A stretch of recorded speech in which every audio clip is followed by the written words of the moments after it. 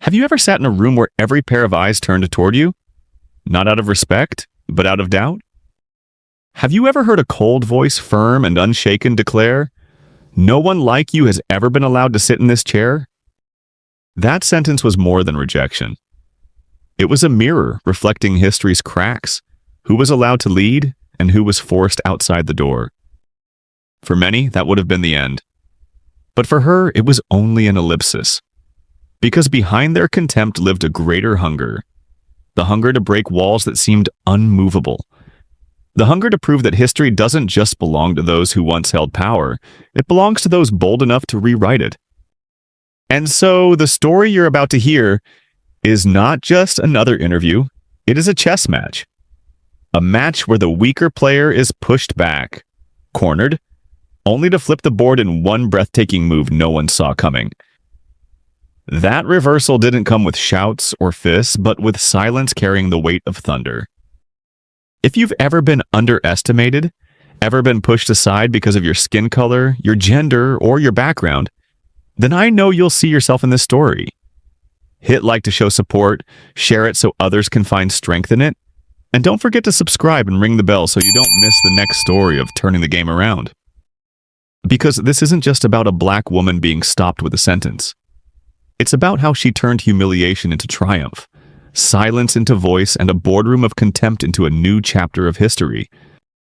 And it all began that morning when Amira Johnson stepped through the cold doors of the boardroom. The door creaked open slowly, its hinges groaning in protest, as if even the wood itself rejected her presence. Amira Johnson stepped inside, the sharp echo of her heels striking against polished wood. Each step seemed swallowed by the vastness of the room, a chamber built not just for meetings but for spectacle.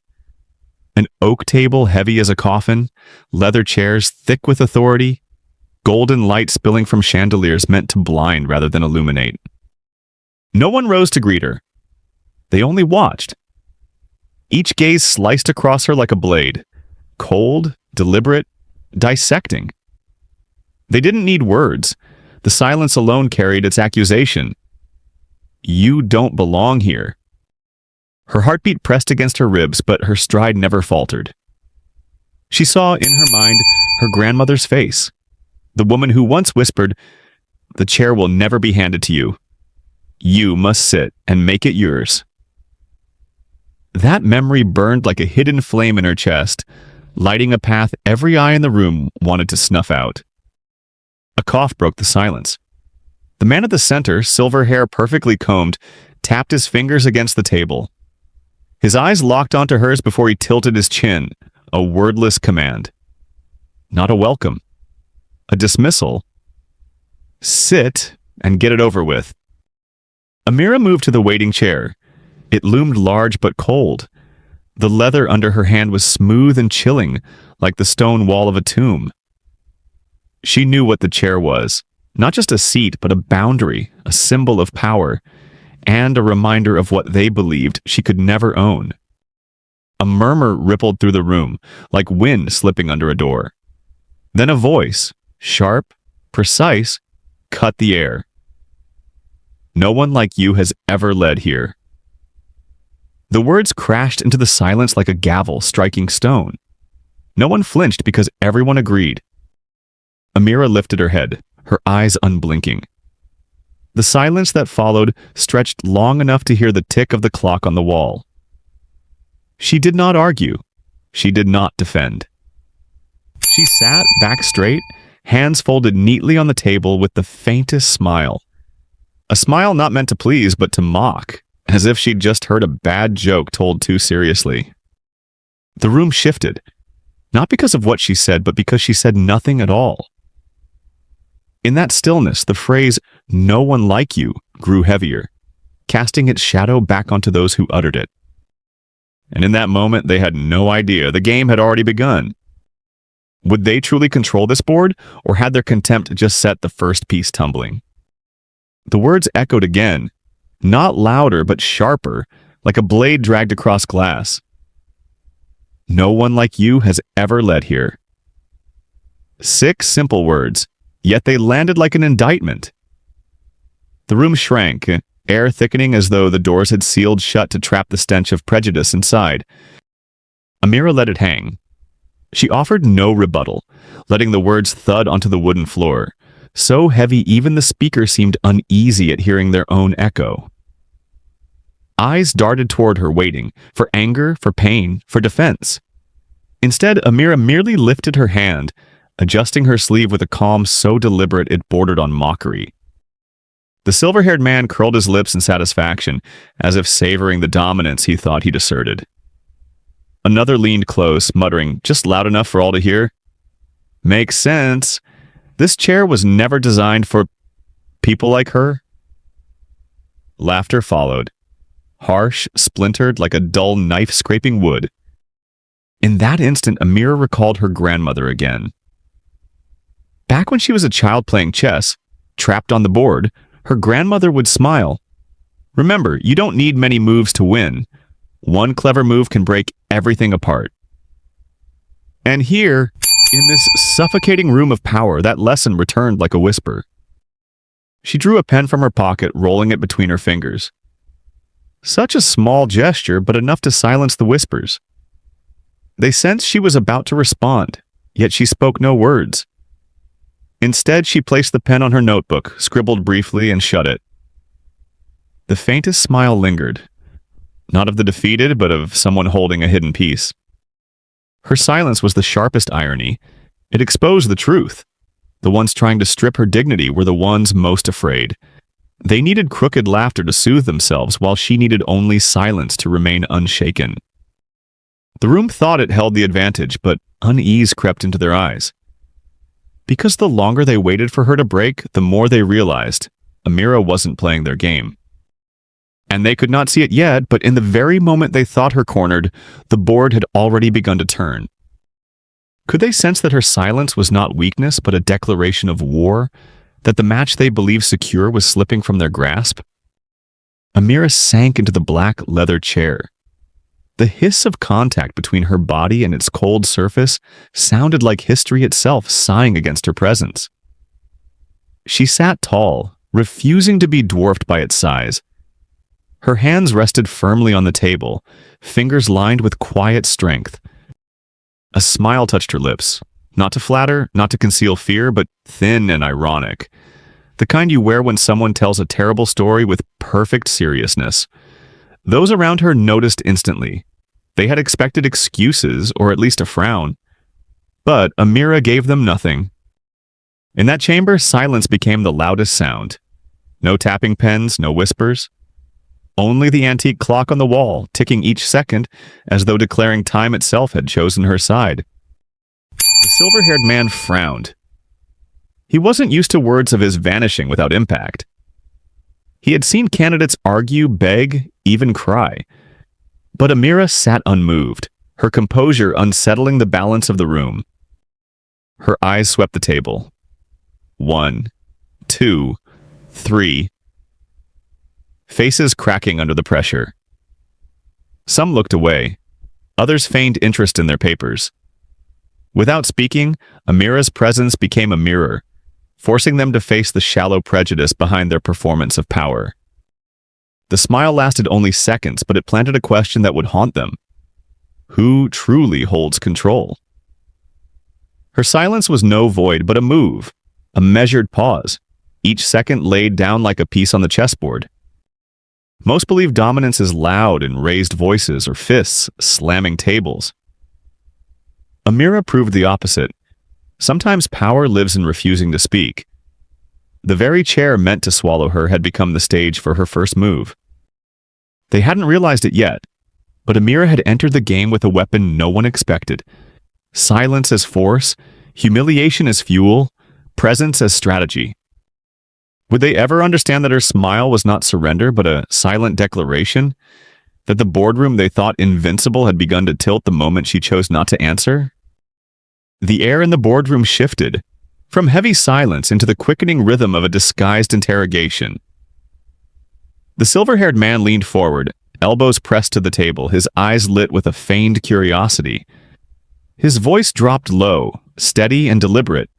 Do you really think you can manage white men? The question slid out slowly like a blade pressed deliberately into raw skin. It wasn't meant to measure competence. It was meant to confirm prejudice.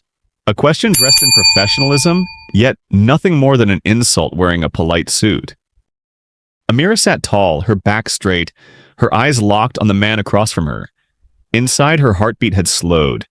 No longer frantic, but steady, strong, in rhythm with the ancient clock ticking coldly on the wall. She didn't rush to answer, because the question itself demanded no answer. It was a trap, laid squarely in the middle of the table, designed to corner her. If she lashed back, they would brand her unstable. If she explained, they would call it weakness, and if she stayed silent, they would think they had won. Her eyes narrowed slightly. She exhaled slow. Her grandmother's words returned. Not every question deserves an answer. Sometimes the very asking reveals the ignorance of the one who asks. A thin smile curved her lips.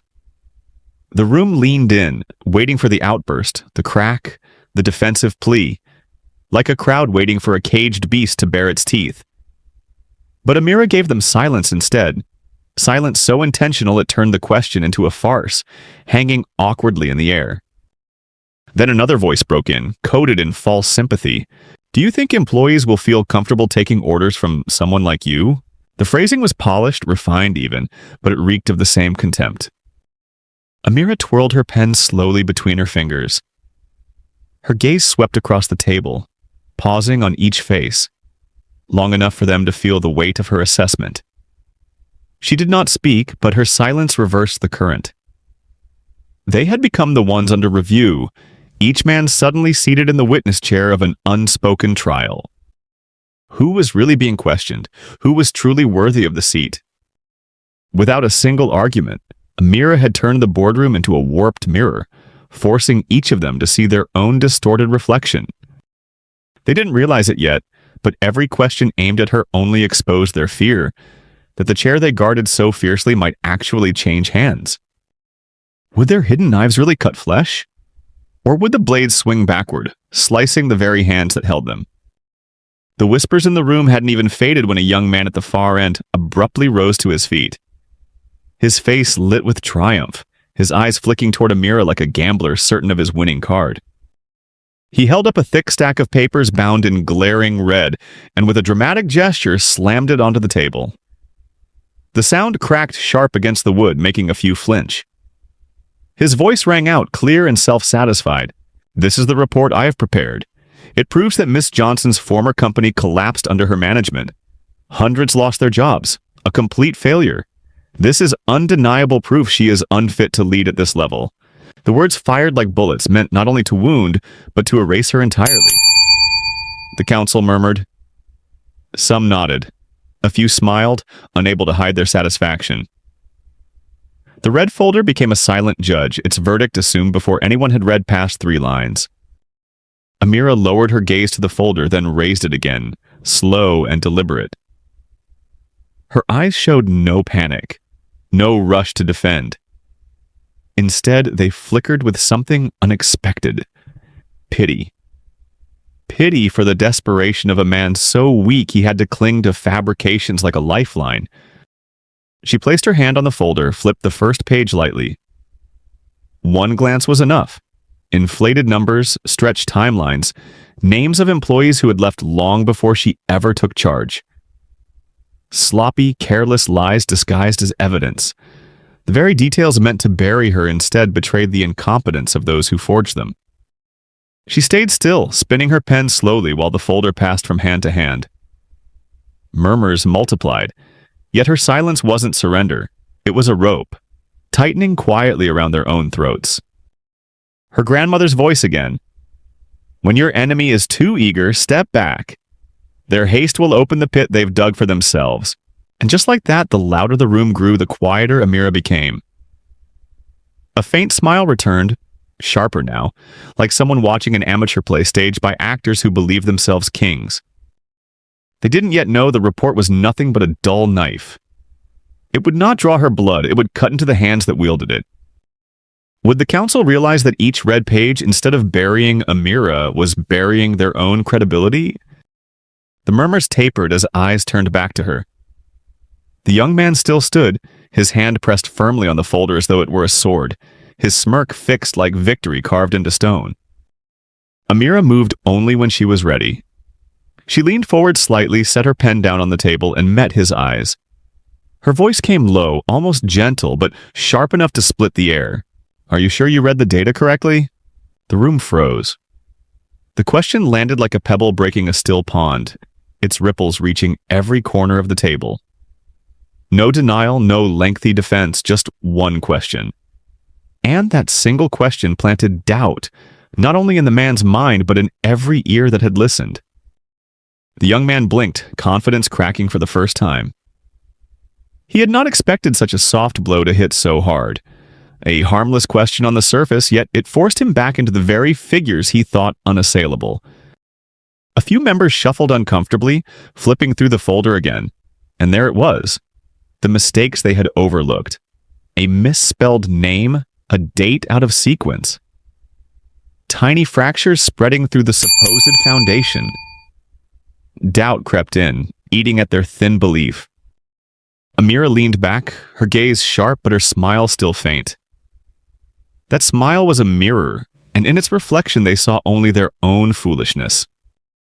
The young man gripped the papers tighter, forcing his voice steady. "Of course I'm sure. This report was thoroughly verified." But his hurried tone betrayed him. Amira said nothing more. She didn't need to. In the art of strategy, sometimes one cut is enough to bleed the opponent dry. That question had been the cut. Her grandmother's wisdom echoed. Don't always try to break the wall. Tap it once. If it's hollow, it will collapse on its own. And now, the wall before Amira had sounded hollow. So hollow the entire room could hear it. She didn't need to prove her innocence. The council was already proving her point for her. Would they have the courage to keep holding that counterfeit blade, knowing it might soon turn in their own hands? The side door eased open, and in walked a young man with slicked-back blonde hair, his tailored suit clinging to a tall frame.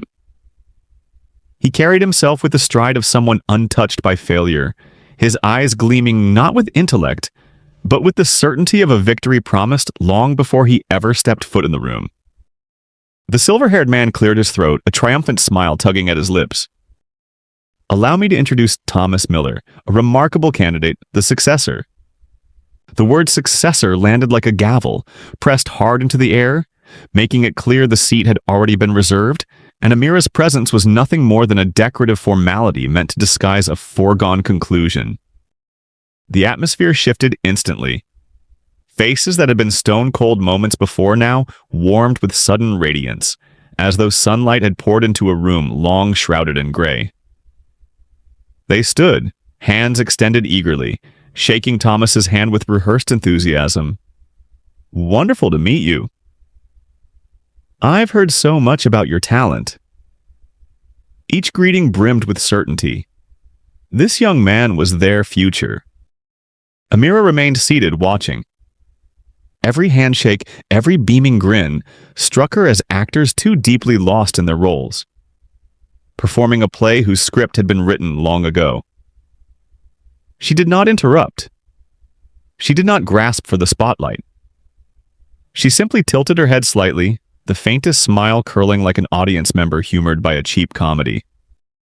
Thomas took his seat beside her, his breath carrying the faint trace of expensive cologne, mingled with the raw arrogance rising from his skin. He turned, nodding at her, a gesture half greeting, half benediction. In his eyes, Amira saw it plainly, the naive certainty that she had already lost, that her presence here was nothing more than an afterthought in a game already decided. The room hummed with new energy. Questions for Thomas flowed freely, soft and generous, designed to let him shine. His answers stumbled, scattered, stitched together without substance, but each one was met with vigorous nods and warm approval. Meanwhile, every breath Amira took, every minor gesture was scrutinized as if the room were waiting to pounce on the smallest mistake. That was the bitter comedy. Favoritism so blatant it turned the boardroom into a parody of itself, a power chamber reduced to a second-rate stage. Amira, though cast in the role of a mere bystander, became the only spectator awake enough to see through the flimsy performance. Would the men applauding their chosen successor even realize how clumsily they had exposed themselves? That their play was so poorly staged the lone conscious witness could do nothing but smirk and wait for the inevitable collapse? Thomas rose again, voice projecting with forced confidence, but carrying the clumsy rhythm of an unpolished speech. He rambled about a vision for innovation, his words circling endlessly around hollow slogans. Efficiency, growth, sustainability. Empty refrains like faded posters plastered on billboards that no one truly sees. Yet the room erupted with approval. Each time he stumbled, a council member eagerly jumped in, helping him finish his thought. And when he finally reached the end of his jumbled presentation, the applause rang loud and long, nods of affirmation bouncing around the table as if they had just heard a revolutionary blueprint. Amira's eyes narrowed, her smile still faint. She had sat through too many negotiations not to recognize the cracks, flimsy logic patched with grandiose words. What struck her most, though, was not his clumsy delivery, but the room's deliberate effort to paint it in gold leaf. Every clap echoed as mockery, not just of her, but of fairness itself. Justice, they said, was blind. But here, justice wasn't blind, it was closing its eyes on purpose. One board member, who had earlier skewered Amira with cold precision, now leaned forward with a warm grin. Such a promising vision. I can see real leadership potential here. The words rang hollow like sound bouncing off an empty wall, loud but meaningless. Thomas smiled, basking in their warmth, his smirk radiating the confidence of a man never tested. He flicked a glance toward Amira, the look of someone declaring silently, "See? The game is already over." She did not return the look. She simply twirled her pen slowly, her gaze calm, almost serene. If Thomas believed applause was proof of victory, he had forgotten something vital. Applause can mask unease, and unease always finds its moment to break through. Beneath the forced enthusiasm, Amira alone could hear the truth. Every clap, every cheer, was a confession of bias dressed up as celebration. Would they realize that each hollow ovation for Thomas didn't erase Amira's presence, but only sharpened it, made it impossible to ignore? The last round of applause faded, its echo dying like confetti after a cheap party. Thomas straightened his tie, his smile plastered as if sealed with glue. The board leaned toward him as though welcoming a savior to the throne. Only one person refused to be swept into the performance: Amira. She sat tall, her spine a perfect line, her gaze circling the table, pausing on each face. And then, her smile. Thin, sharp, as delicate and dangerous as a paper cut. It wasn't the smile of defeat, nor the strained mask of someone hiding pain. It was the smile of someone holding an unplayed piece, someone who knew the banquet was toasting an empty spoon. One member caught her eyes and quickly looked away. Another coughed, pretending to review his notes. Even Thomas faltered for the briefest moment, unsettled by her stare. Not bitter, not jealous, but piercing, knowing. The silence that followed grew heavier than all the cheers before it. And in that silence, something began to crack. Like a wall freshly painted, already shedding dust with the slightest touch. Amira twirled her pen again, her gaze unfixed. She didn't need to look directly at anyone. They all felt it. The sense that she saw through them. That behind her faint smile lay a secret none of them had accounted for. A secret capable of flipping the board at any moment. Her grandmother's words echoed once more. Let them believe they're winning. Imaginary victories make the sweetest traps. The board thought they had just crowned a young king on a shining throne. But only Amira knew the truth. The throne was planted on sinking ground, and the one seated there would fall faster than anyone expected. Would they realize before it was too late that their arrogance and her razor-thin smile were the surest signs that the game was about to turn? The room had just begun to settle when a chair creaked faintly. From the right side of the table, a middle-aged man rose to his feet. His familiar dark-toned face made Amira's heart dip. Marcus Ellis, a man she had once trusted. In years past, Marcus had sat beside her at conferences, had shared private stories about being sidelined, had nodded in quiet agreement when she spoke of fairness and faith. In those moments, Amira had believed, at least in this cold chamber, she wasn't entirely alone. She had an ally. Now Marcus stood firm, both hands resting on the back of his chair. His voice rang steady, not trembling, but stripped of warmth. I think we need to consider reality. From what's been presented this morning, I don't see enough evidence to place our trust in Miss Johnson. The words fell colder than any insult flung earlier.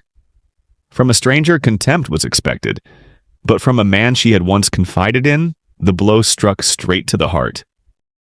Amira sat still, only tilting her head slightly, her gaze fixed on Marcus. Memories flickered, shared dinners at conferences, a quiet word of encouragement before a major meeting. Now each image shattered like glass against stone. The room shifted. A few heads nodded as if waiting for this cue, for a man on the inside to legitimize the hostility already festering. Secretive smiles slid across faces, and in that heavy air, Amira saw it clearly. Marcus wasn't speaking for himself. He was a piece being moved across the board, time to break the last thread of her trust. Yet Amira did not react. She didn't choke back fury. Instead, her lips curved faintly. Not bitter, not weak. It was the smile of a chess player watching her opponent pull a piece they believed would end the game, only to expose their own fatal opening. Betrayal, though painful, had handed her something priceless. Proof. Proof that the council had grown so uneasy, so desperate, they were willing to sacrifice someone like her in order to preserve their illusion of power. Would they realize that in the very moment Marcus spoke, what they thought was a killing blow had cracked the walls further? Cracks foreshadowing the inevitable collapse? Marcus cleared his throat and pressed on, his tone sharper, as if to make sure every corner of the room heard him. We need a leader who can harmonize with the traditions of this company. I'm afraid Miss Johnson is not that person. The words echoed like nails driven into a coffin. But what caught Amira's eye wasn't his phrasing, it was the fleeting glance he cast toward the end of the table, where a council member gave the faintest nod, satisfaction glinting in their eyes. And then she understood. Marcus wasn't standing for truth. He was standing for a chair, a modest seat in the executive circle, just enough to keep him from lingering on the margins of power. He had traded his ally and his own past confessions for a sliver of comfort. Amira closed her eyes briefly. Disappointment stung, but strangely the pain did not crush her. Instead, it clarified everything. This betrayal wasn't an ending, it was evidence. Undeniable proof of rot already spreading inside these walls. Marcus went on, listing his doubts about Amira's ability. Each word was another knife in the back, yet the blade was wielded so clumsily it revealed more about the hand than the target. His voice betrayed unease, hesitation he couldn't mask, like a man aware he was selling himself cheap, trading his integrity for a plastic seat at a gilded banquet. A few board members nodded along, but their nods lacked conviction. They were masks, nothing more, covering the truth everyone knew. A deal had been struck, a bargain sealed in silence. No one spoke it, but everyone felt it, and that unspoken knowledge only deepened the weight in the room. Amira opened her eyes, fixing them on Marcus. Not with rage, not with contempt, but with piercing clarity. It made him falter for half a beat because in that moment Marcus realized Amira didn't just see him. She saw through him, saw the cheap price he had accepted. Her head tilted. A faint curl of her lips followed. It wasn't forgiveness, it was acknowledgement, a quiet, cutting irony. You think you've been rewarded, but in truth you've sold away the last fragment of your freedom. Would Marcus ever understand that the chair he had won was no prize but a chain? That his betrayal, meant to wound her, had instead armed her with a weapon sharper than any rebuttal? Marcus sank back into his seat, his breath uneven though his face tried to remain composed. The room held its breath, taut with expectation. All eyes shifted to Amira, waiting for the explosion. A furious rebuttal, a storm of anger. But Amira simply lifted her head, met Marcus's gaze, and spoke. Her voice calm, even, final. I understand. Just 2 words. But they landed like a hidden blade, not cutting clean, but slicing deep, leaving a wound that could never close. Marcus flinched. He had expected protest or fury, anything to frame her as unstable, but I understand stripped him bare, forced him to face his own small, pitiful bargain. The council went silent. Those words reverberated, not in volume, but in weight.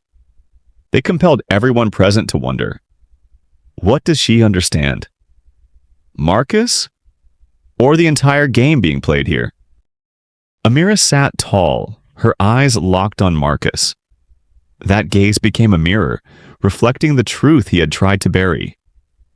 Betrayal was not victory. It was the clearest sign of decay. By speaking only, I understand, Amira transformed his treachery into evidence against them all. A faint smile touched her lips, so brief it might have been missed, but powerful enough to twist the air into bitter irony. She had not been cornered. She had stepped out of the moment untouchable, as though she had already foreseen the moves.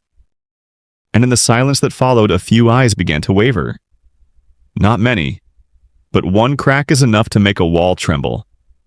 And Amira knew her silence, paired with those 2 simple words, was the first strike of the hammer. Her grandmother's voice echoed within. Sometimes, child, you don't win with noise. 3 quiet words can shake an entire room. Would those who thought they had driven Amira to the edge realize that Marcus's betrayal hadn't ended the game, but opened the very gap through which she would turn it all upside down? The room still throbbed with the weight of 2 words. I understand. No one had time to breathe another rebuttal before Amira calmly turned the laptop in front of her. She flipped it open with a crisp motion, the soft snap sounding like the first shot of a new battle. The screen flared to life, casting a cold white glow across the faces around the table. Within seconds, the first number appeared. Bold letters cut through the silence like a blade. Hidden debt, 250 million. Breath stalled. Eyes widened. Then came the graphs. Streaks of red plunging straight down like cliffs collapsing into a pit. Projects once celebrated in glossy headlines now revealed themselves alongside staggering losses, failure upon failure. Amira didn't narrate. She didn't need to. Each keystroke flung open another page, each chart another hammer blow.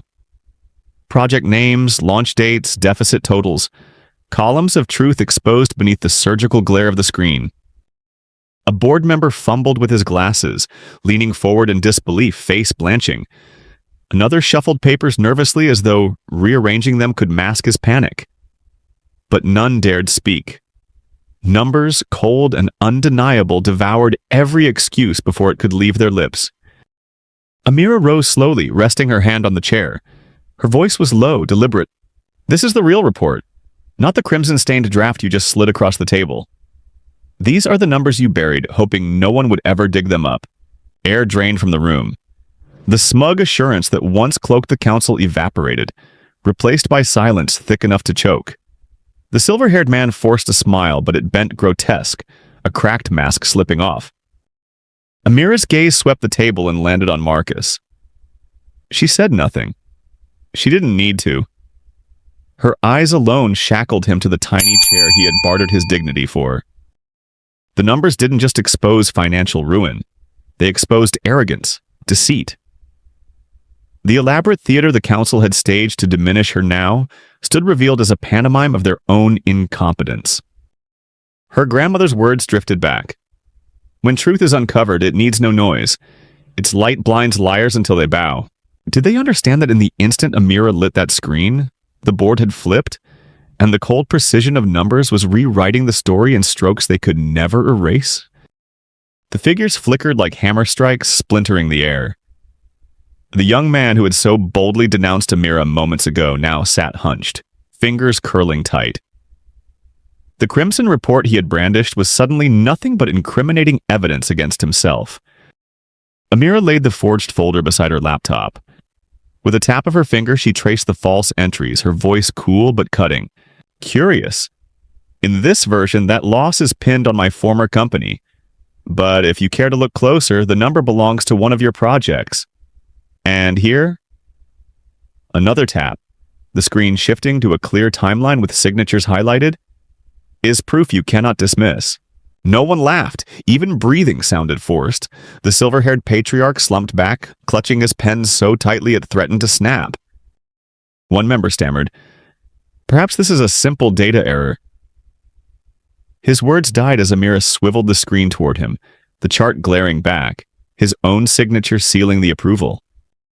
Without raising her voice, she had turned their counterfeit papers into mirrors reflecting every deceit they had so carefully veiled.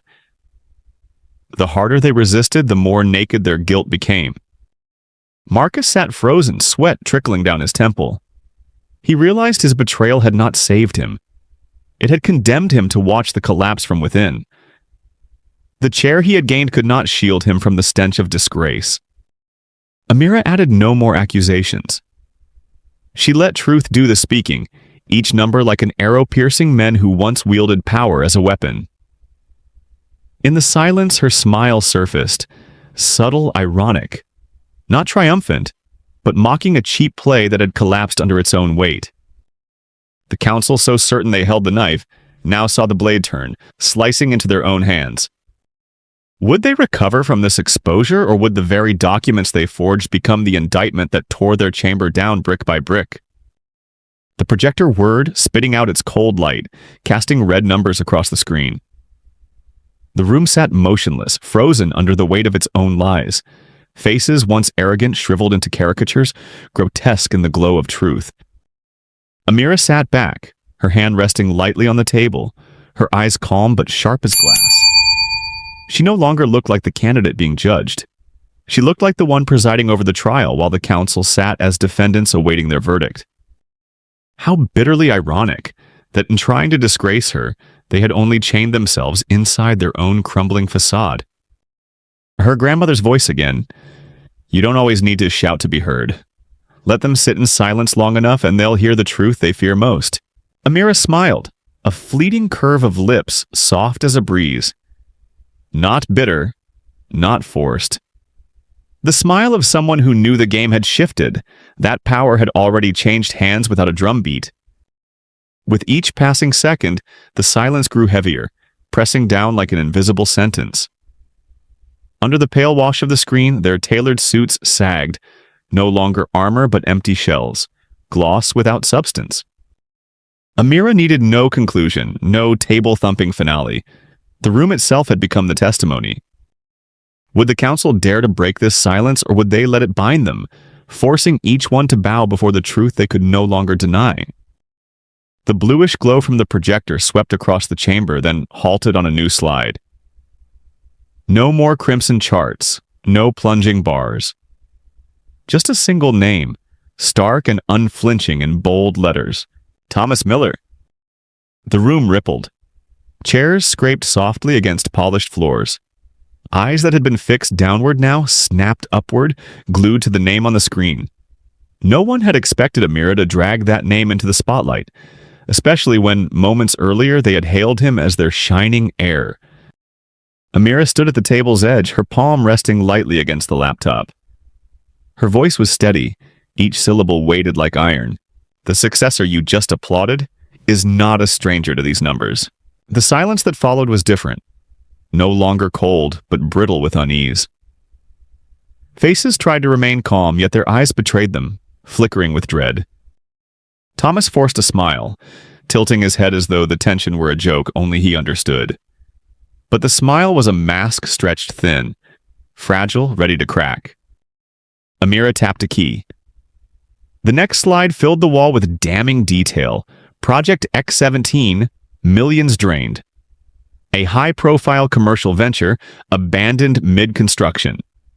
And in the bottom corner, as sharp as a knife's edge, his signature, Thomas Miller, project lead. The applause from earlier evaporated. The enthusiastic nods froze into waxen stiffness.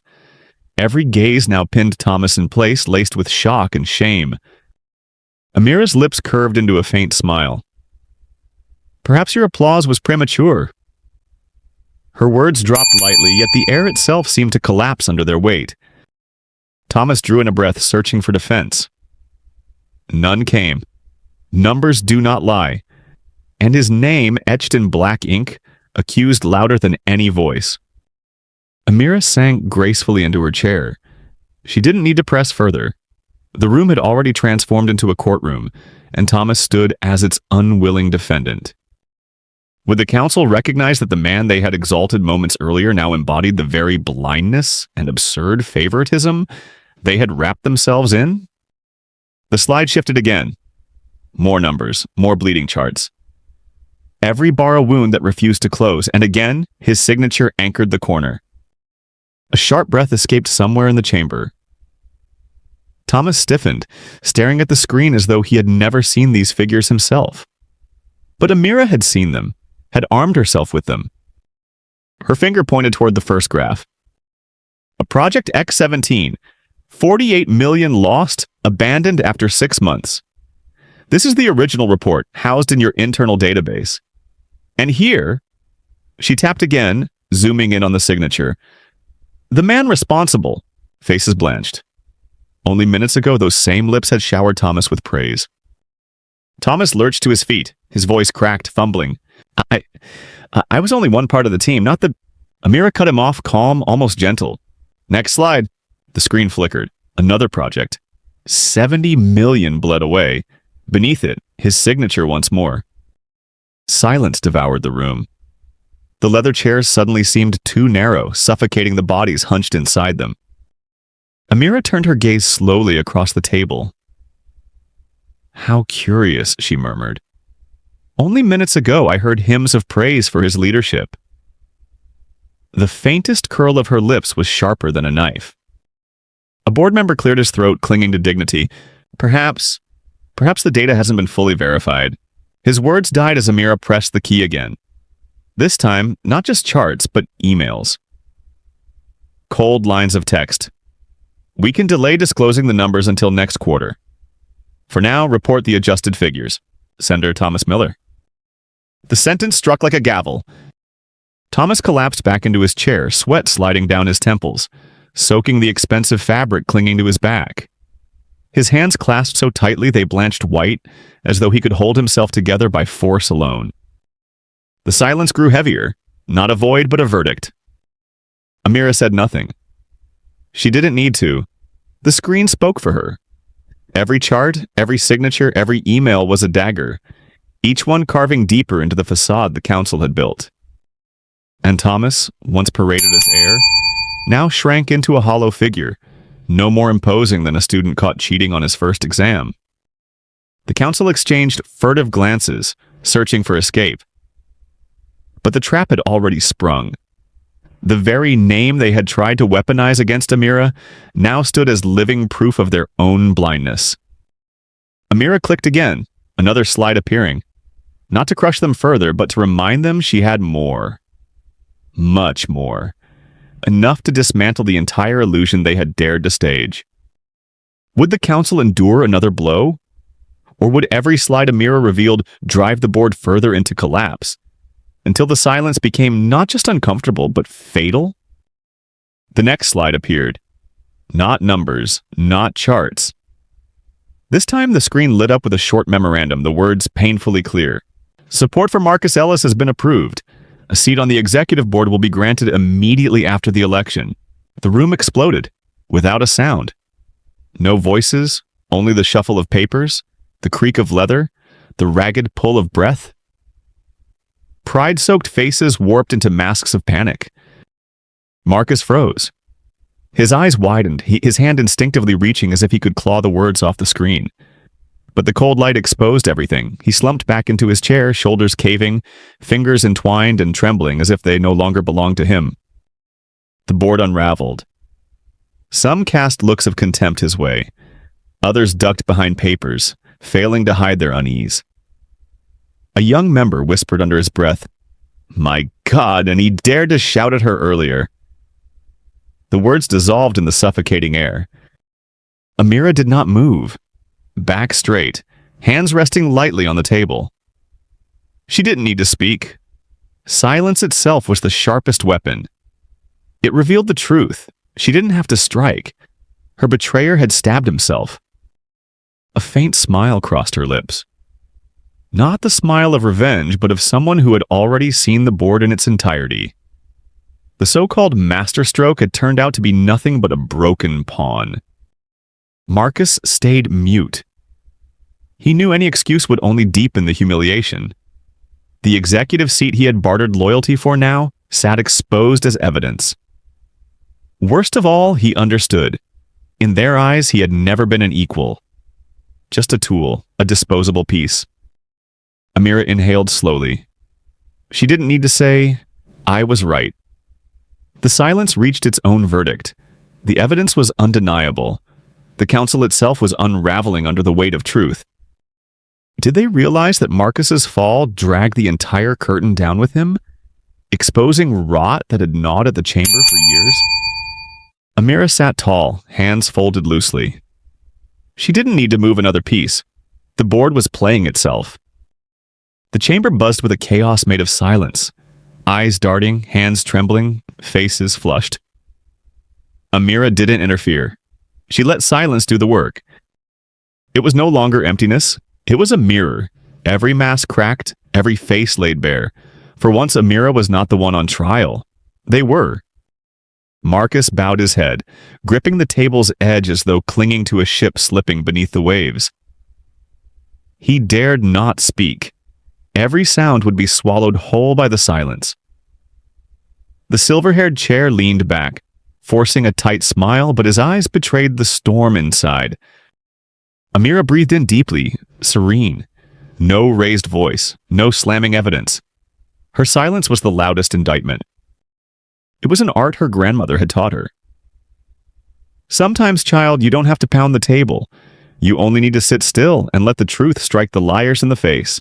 Now Amira embodied it. Power, people believed, came from shouting loudest. Amira flipped the logic. Silence forced them to squirm, to defend themselves, to clutch at the shreds of crumbling prestige. One young board member glanced her way, awe glinting in his eyes. Not because she had won, but because of how she had won. No rage, no raised fists, just silence slicing deeper than steel. In that instant, Amira was no longer the candidate. She was the judge. And the chamber, Marcus, Thomas, every smug supporter, sat as defendants awaiting a verdict they could not stop. Did they realize the shift? That power had slid entirely to her side, under the guise of stillness? The chamber looked absurd now, like a cruel comedy of the elite. Faces flushed, lips pressed tight, hands knotted like ropes around their own throats. A salt and pepper man let out a dry laugh, cut it short when no one followed. His half-laugh collapsed into a grimace, like he'd bitten a pepper too hot to swallow. A woman in the front row flipped through an empty folder, pages scattering to the floor. She bent to gather them, her back hunched like a broken chair. Every awkward motion added to the grotesque farce. Power laid bare and ridiculed. Thomas, the heir they had exalted, tried to speak, but only hoarse, squeaking notes escaped, like a trumpet split down the middle. The applause from earlier now hung as a shameful memory, suffocating him further. Marcus, betrayer turned spectacle, sat like a puppet with its strings severed. His sweat-slicked brow glistened, eyes vacant, lips quivering. Once convinced he was clever for trading loyalty for a chair, he now sat like a child caught stealing, waiting for a punishment no one needed to voice. The chamber had become a grotesque stage. An unintentional satire, power-stripped, faces warped, dignity bleeding out in silence. Amira did not add a single word. She let the farce play. To her, power had always been a mask, painted in cheap ink. Sweat, fear, clumsy hands. The ink bled, the mask melted, leaving nothing behind but the hollow. They needed no help becoming clowns. And Amira, once branded an outsider, now sat tall, the sole witness to a council turning itself into a tragic joke. Could there be anything more bitter than watching those who once tried to humiliate you, now stripped bare by truth itself? Faces contorted into broken masks in a play they never realized they were performing? The only sound in the room was the scrape of a chair against polished wood. Dry, dragging, like a wound being carved open. Slowly, Amira rose to her feet and placed her hand on the back of the CEO's chair at the head of the table. That chair had always been reserved for white faces of power. Celebrated, coddled, held up as the embodiment of worthiness. She did not ask. She did not seek permission. Her hands gripped firmly, pulling the chair toward her, pulling the very symbol of power wrapped for years in sterile ritual. Not a soul moved. Not a word was spoken.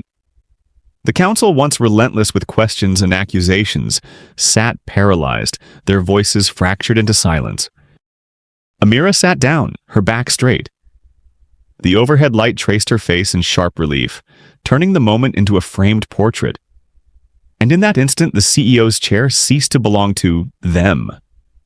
It had changed hands, raw and absolute, without ceremony, without a vote. A few shifted as if to protest, lips parting, then sealed shut again. They knew. After the evidence, the data, the bitter betrayals exposed, there was nothing left to cling to. Every reason they had wielded against her was now ash scattered after a storm. The chair, their last fortress, was hers, claimed without a declaration. The silence itself became recognition, whether they wished to admit it or not. Amira rested her hand lightly on the polished wood. It was no longer the cold coffin table it had felt like on her first day. It had become a chessboard. The old pieces had fallen. And she, the woman once mocked with the words, "No one like you has ever led here," now sat in the very seat they had sworn was untouchable. A faint smile touched her lips. Not a smile of boastful triumph, but of irony. The bitter comedy that those who had sat here before now had to witness their unwritten law, shattered by her mere presence. They could bow their heads. They could hide in silence as a final veil. But the truth was plain. Amira sat in that chair. No applause, no endorsements needed. The weight of reality was enough. Would this chair mark the dawn of a new era, or merely the first fracture in a system rotten to its core?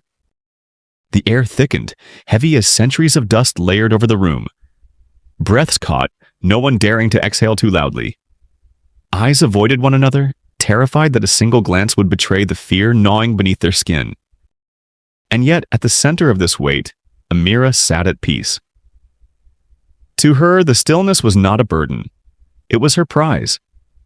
The silence of a game already finished when the pieces that once charged forward now lay scattered, powerless. Her hands rested so lightly on the table they seemed to leave no mark. But that weightless touch pressed harder on the council than any shouted rebuke could. Because they understood, her silence was not hesitation. It was the invisible whip striking their corroded pride. One councilman, long known for his bluster, opened his mouth to object. But when Amira's gaze brushed across him, he swallowed his words whole, as if he had bitten his own tongue. Another drummed trembling fingers against the wood, searching for a rhythm strong enough to break the silence, finding none. For Amira, this was not heaviness. This was peace. After months of trials, humiliations, and knives in the back, she had arrived at serenity. No raised voice, no pounding fists. Her very presence turned the chamber into a gallery of truth exposed. Her peace was not theirs to share. It was theirs to fear. Because she had not just sat in the CEO's chair, she had claimed it with poise so steady it declared without words that the old power had already collapsed. In her eyes, their chaos and resistance were nothing more than ripples across a still lake. Beneath it, the current had shifted, sweeping away the muck that once buried everything. The more they sat frozen, the heavier her stillness pressed, forcing them to witness themselves fading. Was her peace the quiet before the final storm, or the first breath of a new order, one where every person in this chamber must live with the truth that history had just turned the page? The afternoon light poured through the glass, draping the room in gold, illuminating stunned faces. The tall windows reflected Amira's silhouette, now seated in the chair generations before had called inviolable. She tilted her head, eyes drifting toward the city below. Towers crowded the skyline, streets shimmered with cars, life rushing on as if unaware that in this very room, an unwritten law had just been broken. And then her grandmother's voice returned, low, steady, unyielding. "Don't win with noise, let silence speak." As a child, Amira had wondered how silence could ever be stronger than shouting. But now, seated where none believed she belonged, she understood. Sometimes silence is the sharpest spear, because it forces others to face their own truth. The ones who had slammed fists, who had smirked as they shut her out, now bent beneath her voiceless presence. Not out of newfound respect, out of emptiness, out of loss. This chair was no longer guarded by prejudice. It had been seized by silence. Amira brushed her hand across the table's surface, as if touching the legacy of every voice silenced outside these doors. Other black voices, other women, other lives told they did not belong. And in her silence, they seemed to sit beside her, filling the room with an echo that reached even the glass walls. No applause, no congratulations. But the absence itself made the moment weightier than any ceremony. The chamber sat still, and in that stillness, Amira heard history writing itself anew. She drew in a long breath, then exhaled slowly.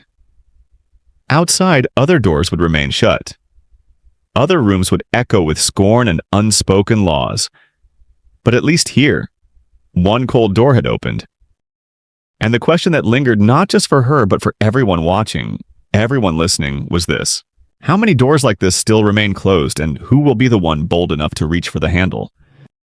If this story touched your heart, make sure to like, share, and subscribe.